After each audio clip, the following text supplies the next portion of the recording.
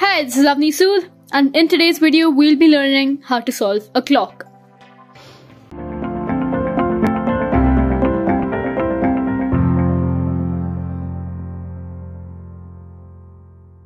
Alright, so before actually learning how to solve the clock, let's quickly understand how the clock works. So if you already have a clock, you may have noticed that there are 4 pins as well as 4 dials and 9 individual clocks on each side. So you have 9 clocks, 4 pins and 4 dials. And each pin corresponds to one dial, which is directly adjacent to that, and 4 clocks surrounding it.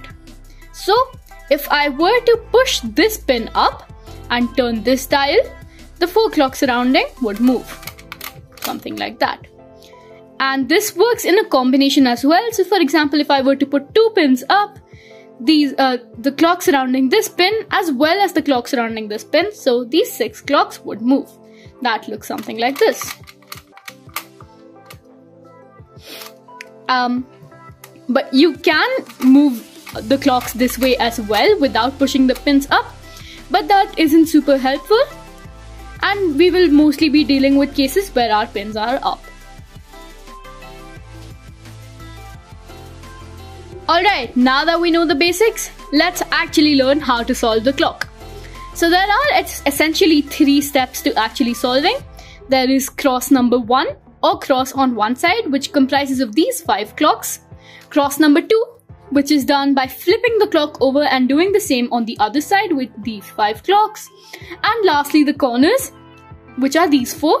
And the corners only have to be done on one side, as solving them on one side automatically fixes them on the other side as well. Now, let us directly hop into the first step. So the first step is cross number 1. And basically, we just have to solve these 5 clocks. And how we do that is we take one clock and match it to the next to another clock. And then we take those 2 and match it to another one, and so on. Now that might sound confusing, but let's get started and it may be a little easier. Alright, so I'll start with this clock and I'll match it to this one. Now you can do this in any order, but I particularly like to go clockwise, no pun intended. So the way to do that is essentially I do not want to move this clock and I just want to move this one. The other clocks don't matter that much for now. So what I'll do is I'll put this pin up, which corresponds to these 4 clocks, and turn so that this clock matches this one. Now I would like to match these 2 clocks to this one. So I want to move these 2 clocks, but I do not want to disturb this one, which is what I'm matching it to. So I'll move this pin up and turn it so that now it matches that. Lastly, I want to solve these 3 clocks to match them to this one. So I would move this pin up, which corresponds to these 4 clocks, and turn. And now we have the last part, which is matching them to this one. Now if you remember, the way to do that is push 2 pins up, that corresponds to these 6 clocks, and turn. And now that's done. And the last part here would be to just match all of them to 12 and move on to the next side.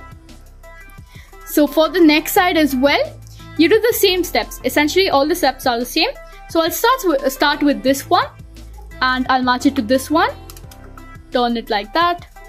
Alright, and luckily these 2 got matched to this one automatically. So the next step would be matching this one to this. And we had another lucky case where all of them got matched already.